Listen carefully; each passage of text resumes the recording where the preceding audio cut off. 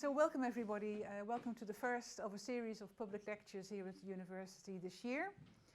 And we're very proud for the first public lecture to be delivered by Professor Caroline Gray, who is the site director at our optic facility, the fabulous optic facility over at St. Asaph, which has absolutely fantastic facilities, which is really working very closely with the optics and photonics industry. We're going to hear all about that in the talk.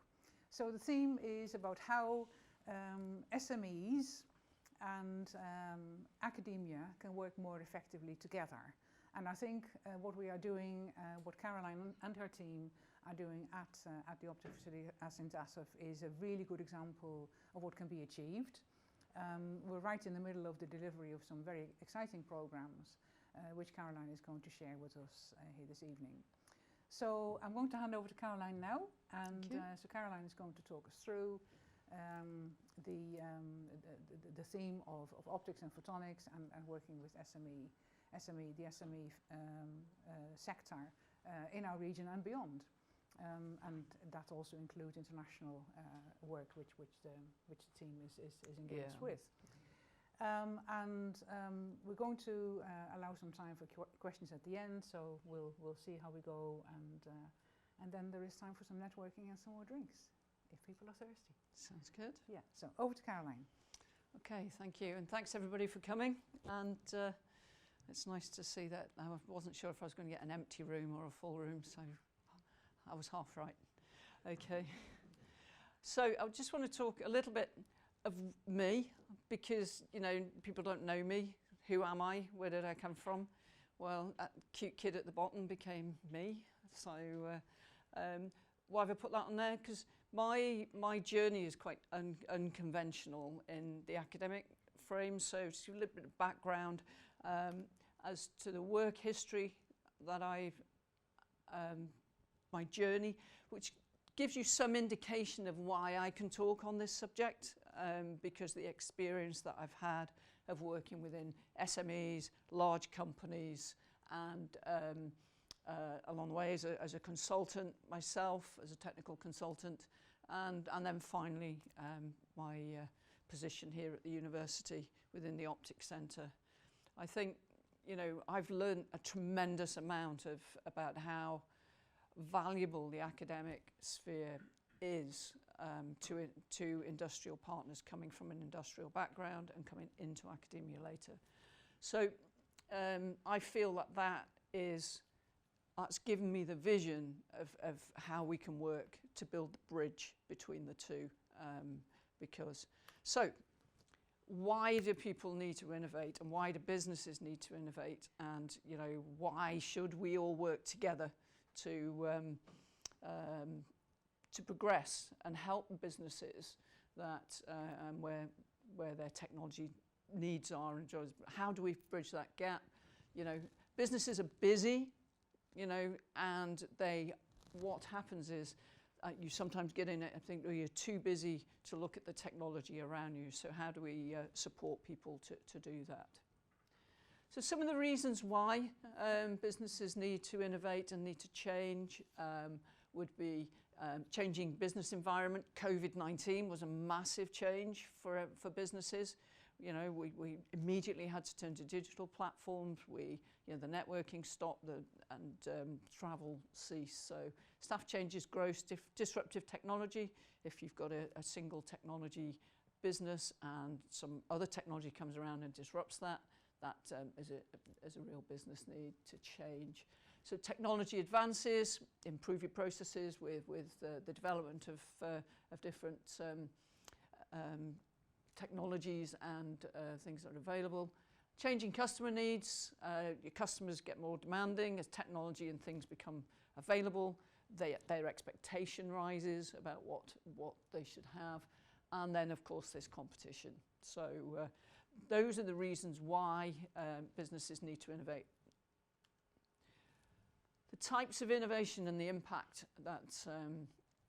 so innovation can be in very different ways. It can be incremental through process engineering, process development, gradual and continuous improvements, which have that sort of low impact, but you know, keeping you ahead of the technology if you've got a regular things. Sustaining that, you know, it gives you a much higher impact within the market.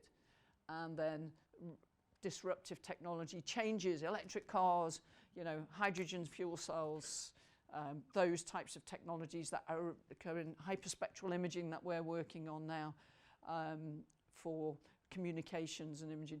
Those are the disruptive technologies of tomorrow, and they will eventually become, you know, the accepted technology. I always use the laser as a good example of that.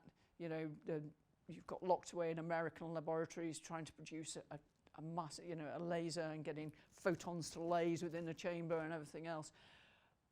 Now you can have them to play with your cat, you know, and it's this, you know, the technology is there. So things change, and what's the process then? Where's the challenge? The challenge, I feel, and what I've seen is, you know, the fuzzy front end of that, where you've got an idea, a challenge. How do you funnel that? And you know, the research, you've got the blue sky, and that you've got those innovative steps, and you know, the technology levels, or however you want to divide them up. What that means is that means nothing without it making that journey into adding to the economy and adding to a company. So how do we make that? So here's the academic interface, and you've got all of these funneling and the research and then development in that process, and that's where the university can sit right between the companies. The company can develop it, and then the deployment and the impact on the economy and on the scientific community as well, because the recognition you get from the launch of that technology. So common challenges that the SMEs and companies may face. Why can't they interface with companies easily? You know, the time available is, you know, the urgency of need versus reaction time of an academic institute. You know, historically that's been my issue as an MD of a company, of a manufacturing company, trying to engage with universities. It was too slow. You know, my problem was 6 months old by the time I got around to doing anything. So finances always comes back to money. The amount of paperwork that's generated with grants and etc. Concerns of IP. Companies are very protective of their IP, and universities are historically, Glyndwr is very refreshing in its approach, but historically, you know, the IP has had to be grabbed by the university and controlled by the university. So allowing companies to keep their own IP and develop it in a partnership, so that can be shared, and just finding out who can help, and you know, that's hard. Who do you go to in a university? If we phone the university now and say, I've got a problem and I really need a solution to this issue, how effective are we at getting that person to the right place? You know, are we set up for that? It's a good question. This is one I like because it tells you the cultural differences between the two. I can't read it off there, so I've got a piece of paper. So when the focus of your R&D and your innovation in academia is driven by the curiosity and the exploration, and that's the orientation of it, and that's the driver. In industry, it's about developing a product or process and focused. So these are the same outcome, but a different cultural approach. The core rationale, I won't go through them all, but there's some quite interesting ones. To develop and grow the knowledge base, us as an academic institute, that's our aim. We want to create the skills for tomorrow and also develop the technology of tomorrow. Within a company, they want to increase their efficiency, increase their market share, increase their bottom line. So the same rationale, the same objectives to explore and prove new ideas, but a different cultural approach to that. So we need to close that cultural gap. And I'm talking to people through the CPE program that I've been working on. It's the language we use and things that will help to close the gap. So judgment, performance, evaluation, you know, in academia, we're judged by our peers. You know, we're peer reviewed, any publications, and that's what we do. And in industry, you're accountable to the boss or the board or now, yes, in academia, we are accountable to the board, but not at an operation level. That's carried through. So quite different outcomes and cultural focuses and interpretations for the same issues. What's the difference financially? Now, this was a wake-up moment for me when I started working within the university, and what I found is the biggest difference, and why is there this valley, and I think it's financially driven. This is my theory. Okay, so from an academic research project, this is massively simplified. See, it says the journey. Okay, so you get a grant to do your research, and you work through that grant, your capital purchases at the beginning, you get your equipment. If you're a start-up company and you're starting with an idea, you're starting from here and you're trying to get to that point. You're trying to grow your financial position, you're trying to get your investors, you're trying to do that. So that creates a valley. And, you know, you hear in sort of common language that, you know, the valley of death, or is it an opportunity gap? You know, and that's my view. So to me, that's my theory of why we see this and how the valley is created.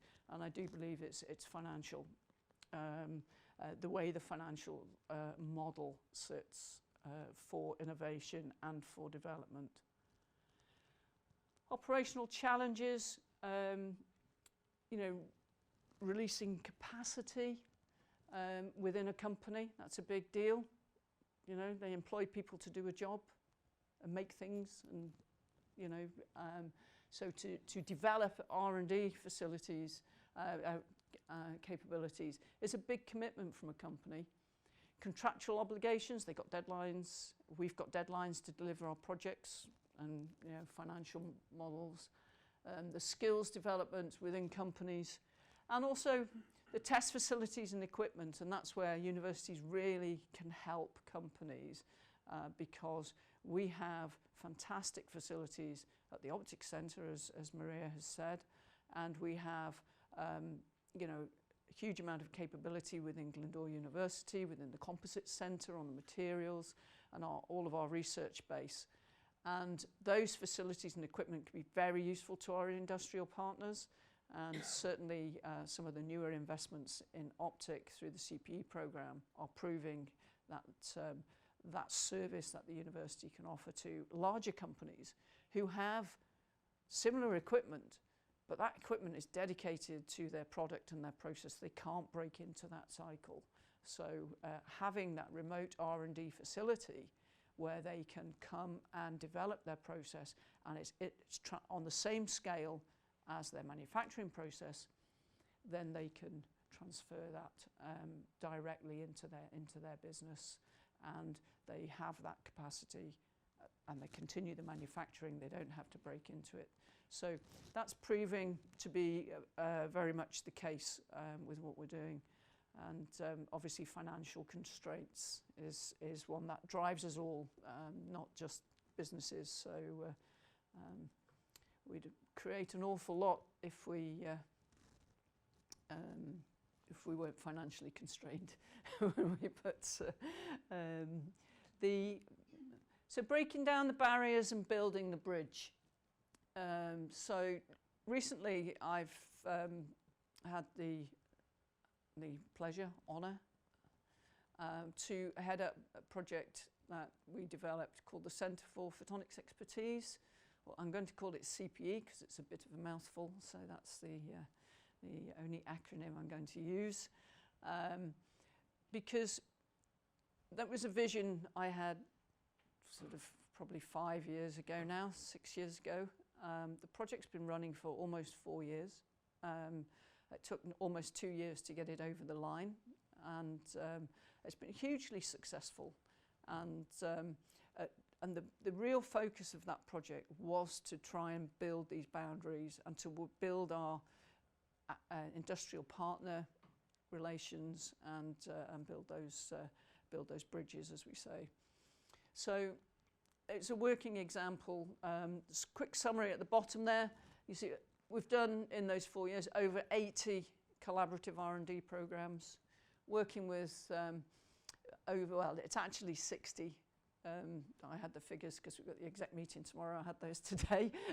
60 Welsh businesses supported, and then we've got over 70 new and improved products and processes. Now, those are all industrial partners where those projects have increased their turnover, or they've increased their efficiency, or they've managed to save jobs because they've managed to lower their production costs. So it has a very valuable part to play, and it's also generated other things like other grant applications, KES studentships, PhD opportunities. So across the 4 partner universities, it has also united 4 Welsh universities in its operation, and that is a huge achievement. And also we have a common documentation, a common agreement, and that relationship is absolutely solid. And every academic partner has delivered fantastic results, which we'll go through a few of those afterwards. So, Centre for Photonics Expertise. What's photonics? I may be preaching to the converted. I know I am to a few of you because you're my colleagues, but it's the science of light, really. It's the engineering of light, and it touches everything that we do. So the UK photonics output is around 13.5 billion a year. It's huge. Equivalent to those, but where is it? Photonics technologies, they support industry. It's an enabling technology, and that's why it's so big. Everybody has a smartphone. That's photonics. Everybody has, cars, everything. Photonics is employed with, thermal imaging, lasers, as I say, some of the techie stuff, but everyday items as well, and your light bulbs and things. So a little bit of background on the photonics industry. Borrowed.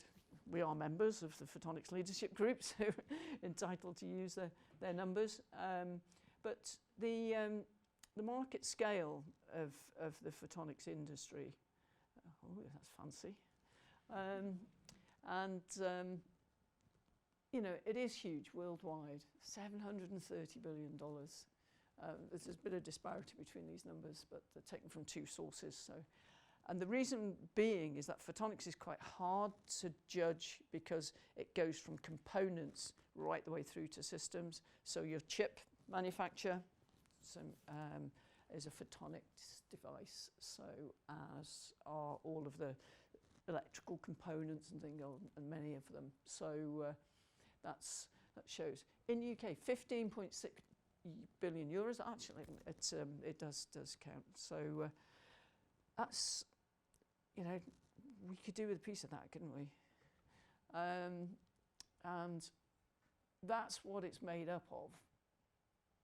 Components, imaging chips, sub-assemblies that go into, a smaller unit that goes into a bigger unit, photonics device.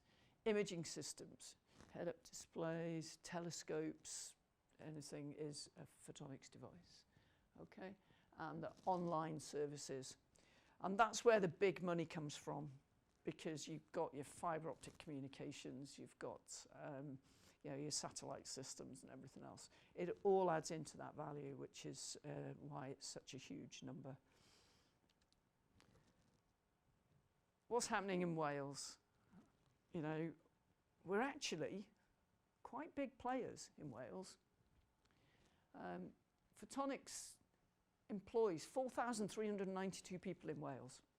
That's a lot of people, really, for a small country in one discipline.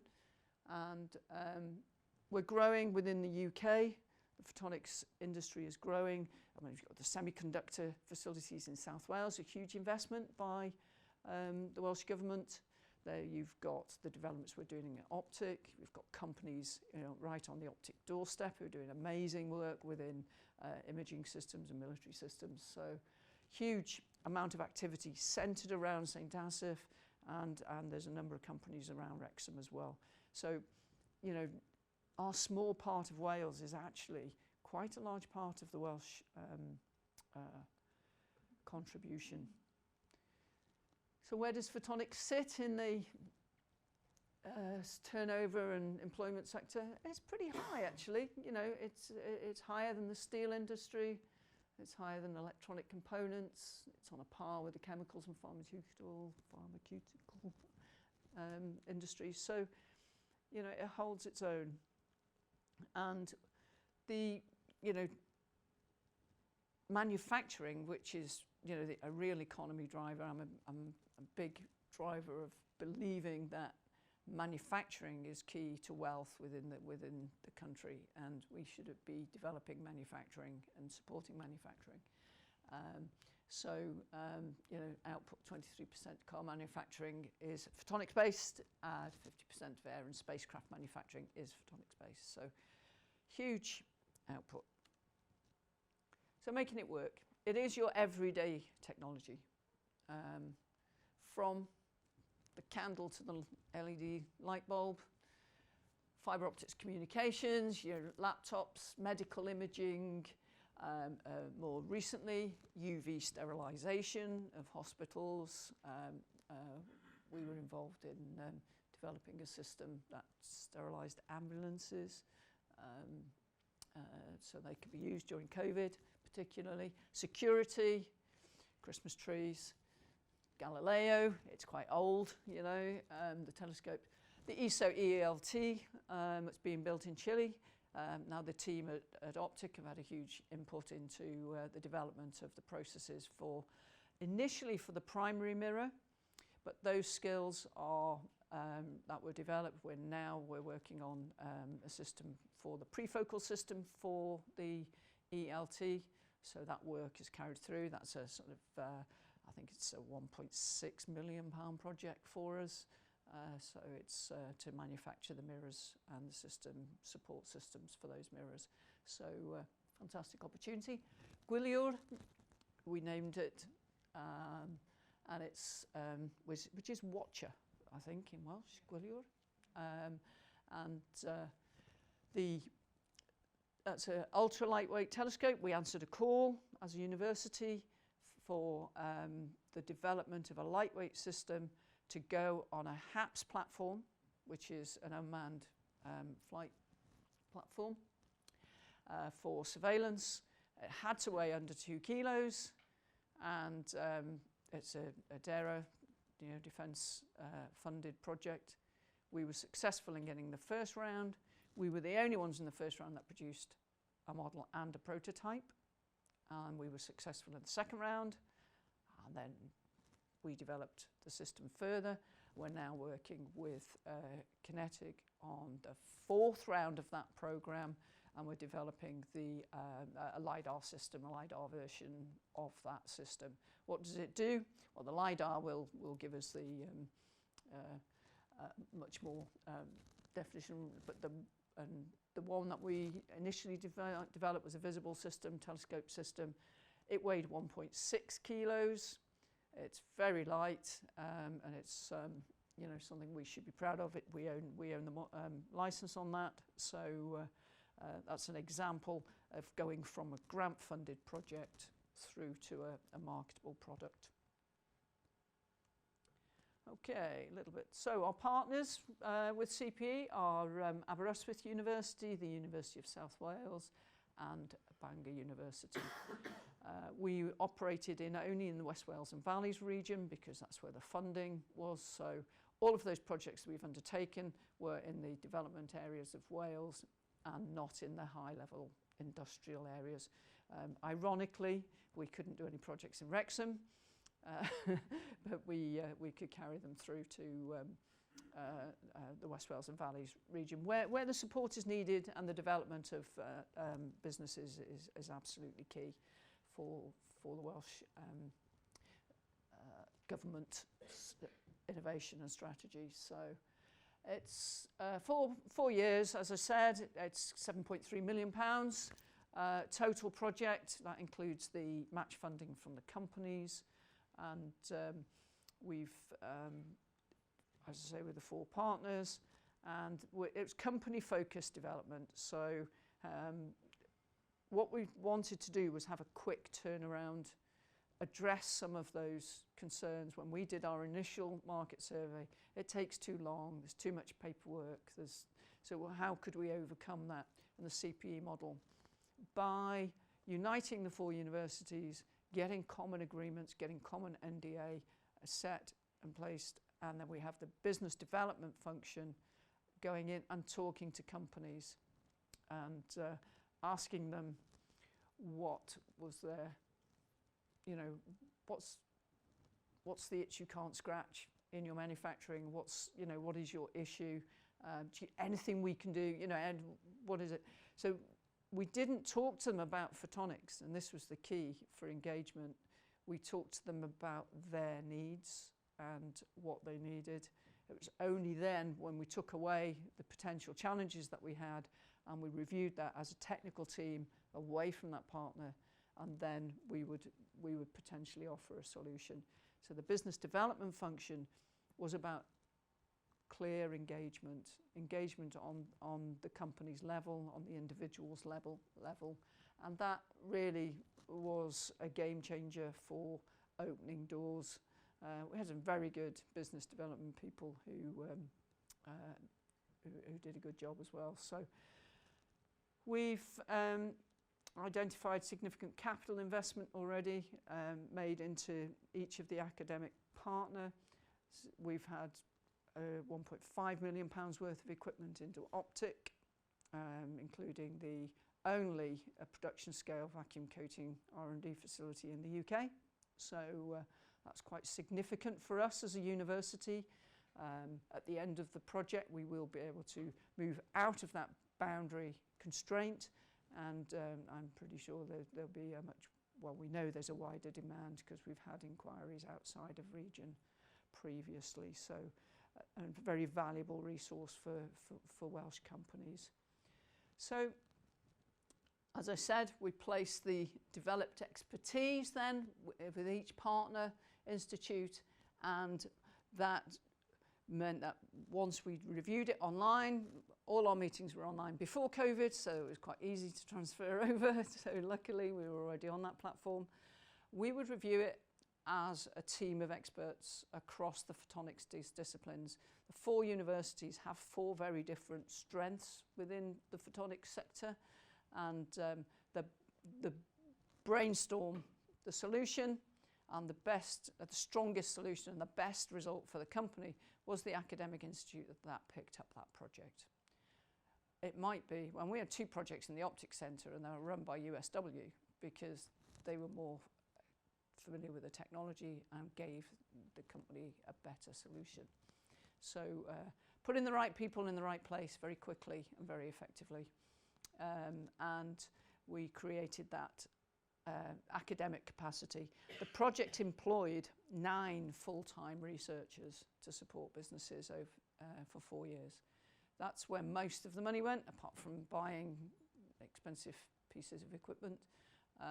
But yeah, the real investment for that was in the people, creating that research base, creating that capacity that could work directly with companies straight away without having to go for funding, separate funding. The resource was already there. And that's the key to success of engagement with companies, is having the resource available, having the resources and the right equipment available to support what they need. and as I say, that really, the feedback we've had 2 surveys running recently. I've seen preliminary report from one and the final report from the other, and they all say the same thing, that it's the speed and the reaction and the level of support that they've had during the projects that really makes it a project that they would re-engage with. I think it was 85%, I think it was over 85% of the companies that engaged with us wanted to do another project with academic institute. So excellent fallout. There we go. So as I said, it's low risk. They get people, you can try something out at low risk. The company's contribution was in kind, so they had to match their efforts, truly collaborative, where we could only claim if the company puts in 50% of the activity. And so they were fully involved and fully engaged with the programme all the way through. And so they could get to explore their ideas in a low-risk environment, away without disrupting manufacturing or production. So ideal, really, for people to work through those ideas. And we had some ideas that really did come to an excellent fruition. So quickly on that. So that summarises all of the activity there up to the end of Q15. We're currently coming to the end of Q16. So, fully 50% longer term collaborative partnerships due to CPE. So that's where the project has gone beyond CPE and they've got additional funding, or the company has invested, and that's grown from there. 5 KES studentships, that's quite significant as well. And net jobs created, in a time of recession, high inflation, to create 3 new technology jobs is good. It's a good result. And but the number of projects that we've undertaken is quite significant. Okay, so what have we been doing? What are the projects involved? So I've included a few case studies briefly. They're a bit wordy, but I'll talk you through them. The problem here was Welsh slate in Blaenau-Ffestiniog. They make, majority of what they do is roofing slate. They pack them into boxes that look like that. Those are all slates. And they had a guy sat there counting them, everyone in a box. Okay, and they said, there's got to be a better way to do this, because he keeps getting it wrong. They talk to him and then he has to start again, and it's all very inefficient. So we came up with an idea where we could do like a machine vision, off-the-shelf solution. We mocked up a prototype, took it to Welsh slate, it went and it counted the number of slates within about 10 minutes, less than that, probably 5 minutes by the time we'd set it up and everything else. And it was accurate, it was repeatable, and it meant that guy could go off and pack more boxes, and they had increased the throughput. And a very simple off-the-shelf solution, but we knew you could buy it off the shelf. We knew where to go and get it, and we knew how to put it together. And that's the difference. They didn't have that technology or expertise within their company, and they didn't know it existed. So that at that level, that's where we were. Next one was a little bit more science-y, if you like. Robertson Geo, they have a borehole camera which was going out of focus because of the massive temperature range that it goes through. We did a remodel on the system and identified the thermal focus degradation, and this is a Glyndwr project, and the optical performance testing to improve, make a prototype that would improve that performance across that huge temperature range. Successful outcome. We've got we've redesigned it. They've purchased a replacement lens, and I think we're in the final test. I mean, Neil's here; he'll know. But we're in the final test period where they're going to drop it down. But we've redesigned the thermal balance of the optical design to to improve that, so that will perform between the plus 20 and the minus 125 degrees. That's down there in a big hole. So they can look at the all the way down without losing focus. Okay, so from boreholes to animal feces, parasites, counting.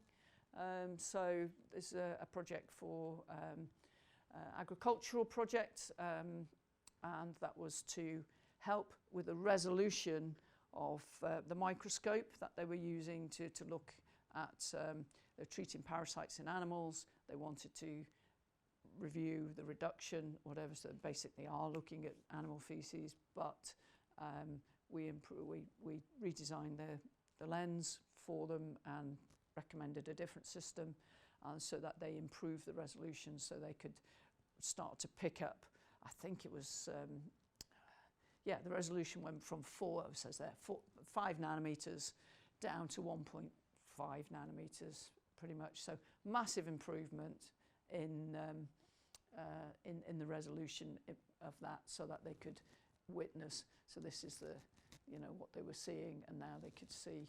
They could identify the parasites or whatever. So huge breakthrough for them, because they're developing treatments for parasites in animals, so they can now identify and prove the performance of their items. So again, Allied Aerosystems, they were a company that were trying to get UCAS approval for a test instrument, so I won't go into any details on it. So basically they had to characterize the performance of a system, and they didn't really know how to do it, how to characterize it, so we did the testing for them and the calibration exercise for them, so that they could, the idea was to obtain the UCAS accreditation, so they could then become a testing lab for other users of that equipment. So again, all over the place, they're from animal feces to slates to very interesting project. And this one is probably my favourite, actually, because it's diamonds. Everybody likes diamonds, don't they? So yeah, we didn't get any free samples, unfortunately, but it would have been nice. So Diamond Centre Wales, working with the laser group at Bangor, and some of the imaging stuff that we have here. And so they're registered diamond merchants, and security of diamonds and provenance of diamonds is quite an issue, actually, and traceability. So what they've done is developed a technique using very, very high power laser, but very ultra fine resolution with what they call a super lens, which is focus the beam down very small. It's to produce like a QR code that's on the diamond. It doesn't change the look of the diamond at all. You can't see it, with it's way beyond the resolution of the human eye. It's a, so if you say 100, the whole thing's about 300 microns, which is about human hair width is a good scale for that, I think. And the idea now is to take that further. They're going to work with Diamond Centre Wales. Diamond Centre Wales are going to set up pods around the world. Their mission is huge growth, because they're going to set up facilities around the world to identify and mark diamonds, so that they can be traceable, and they'll be registered and licensed, and huge amount of work coming out of that for Diamond Centre Wales, who a very good advocate of the programme as well. They've spoken at on sessions that we've had and things. They've spoken about their work with us. So next stage for that would be to use a laser to put the code inside the diamond with the laser, and part of the capital investment is a femtometer laser, I think they said it was. So they can decrease the spot size and also focus inside the diamond, so it can't be ground off, because obviously at the moment it can be. So proof of concept and new to the firm, products, process, huge growth. Did I jump one then? No, that's right. Okay, so Keyoptic, they're a large manufacturing company down the road from us in St Asaph. Huge employer locally, and world-renowned optical systems manufacturer, right on the doorstep. Probably one of the main reasons that, and Pilkington Glass, why the Optics Centre is where it is, and how it came to fruition right at the beginning as part of the Technium network. And so this is the development of the vacuum coating facility, which I mentioned earlier. That's what it looks like. Doesn't look like £1 million worth, does it really? But it is.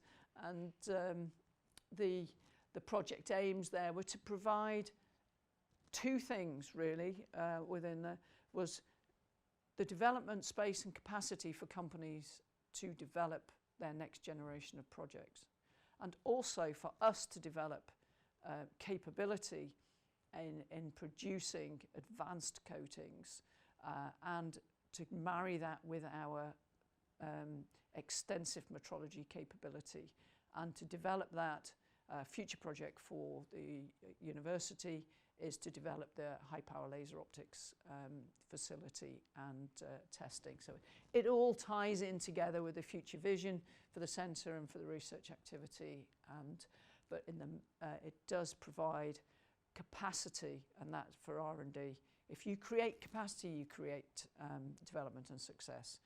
Capacity and opportunity are the key drivers for that. So Tata Steel, huge industry. They had an issue with a film on the glass, and they wanted to. They had an inline measurement system that was losing focus because of the film that stops the metal sticking together, and so we supported them with, and together with USW, we feedback. In fact, this project is nominated for one of the technology awards tomorrow night in Cardiff, so the Wales Technology Awards. So this project is one of those that has reached that level. So fantastic opportunity, working with a huge company, and a very successful outcome. Space Republic, basically they wanted, it's about cleaning and UV sterilisation, using UV light to sterilise workspaces.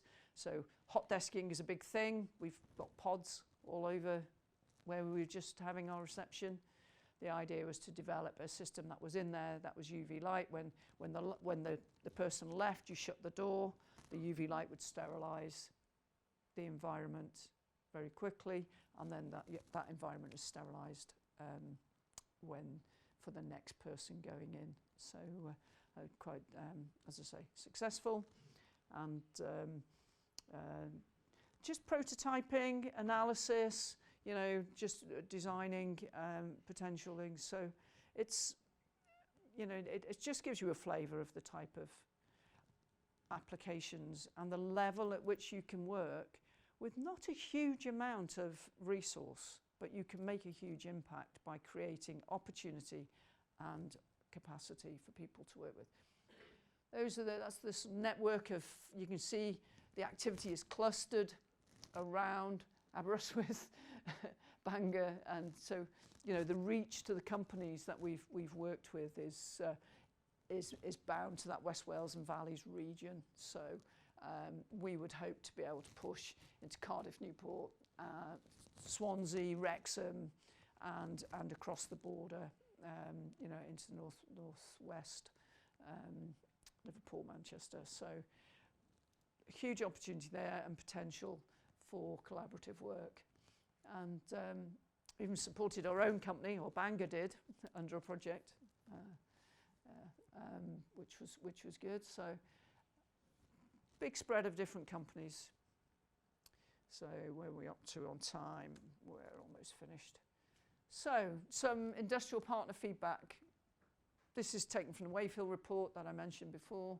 The team has had, the university is very good, understanding of our needs, all saying the right thing. We didn't pay them very much, but it's good to have that positive feedback.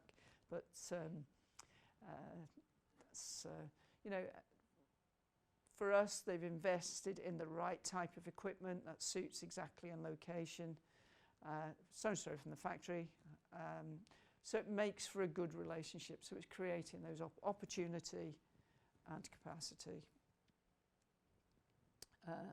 So other strengths universities offer, and local industry focused skills training we can offer. And that's an important part of the university function, is to develop skills. High value equipment resources, workforce of tomorrow, that's what we're providing. Market leading technology and thinking, vision and a new perspective. We're a modern university and we need to work, we work in a modern way with companies. So other Glyndwr technical activity. Glyndwr Innovations is the university's own spin-out company that delivers optical systems, optical components. It's the only one in the UK that can produce components for telescope mirrors up to 2 meters in size. So it's a large aperture capability with extensive complex optic test systems. So really breaking the boundaries of tolerance and performance, and at the same time working as as an SME on that platform. So walking the walk, as we say, not just talking the talk. Couple of examples. The LiDAR telescope system for the HAPS platform. The HAPS platform is there. You can see that. It's a Zephyr platform. We have worked with them to develop the optical system, and then later on the LiDAR system. So which is where we are now. That's where my colleague has been buried in the lab all day, so because we're getting a visit from them, I think early next week. So exciting project for us, because we've taken that from concept right the way through to product. So we've gone through the whole journey, and we have a significant partner in Kinetic to deliver that. So it's a three-way partnership between BAE Systems, Kinetic, and Glyndwr because of the program. So again, the IDOM ELT, prefocal optic system. So that's the optical test for one mirror. The mirror is the thing hanging at the top. In fact, some of my colleagues here this evening saw it this afternoon being tested, so it does exist. We could replace that with a photograph now. So what we have to do is test the mirrors. They have to be, the support system has to be replicated, because the tolerances are so tight. The gravitational effect alone of how you hold the mirror will just push it out of tolerance by a significant amount. So it has to be very much, you could work on the bench and then you put it in a telescope, it's not going to work. So there's a significant amount of design. So we have the capability, and we've developed the capability of designing optomechanical systems, optical design, optical fabrication, optical systems development and assembly. So the full package to support our business as well as the collaborative businesses we have.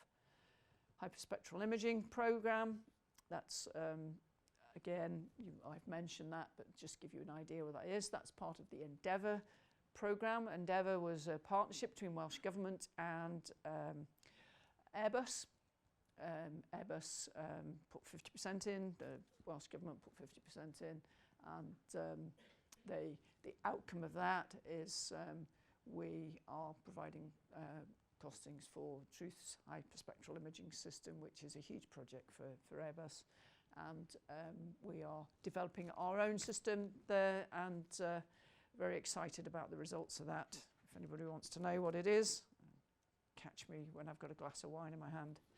And so what's next? Talk to us, really. That's all you have to do.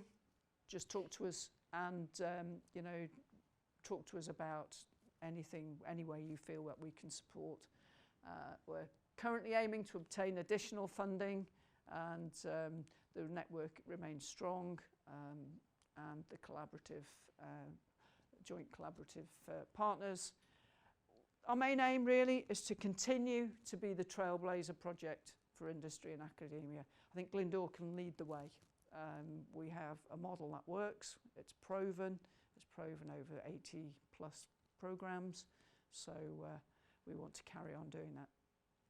That's it, thank you.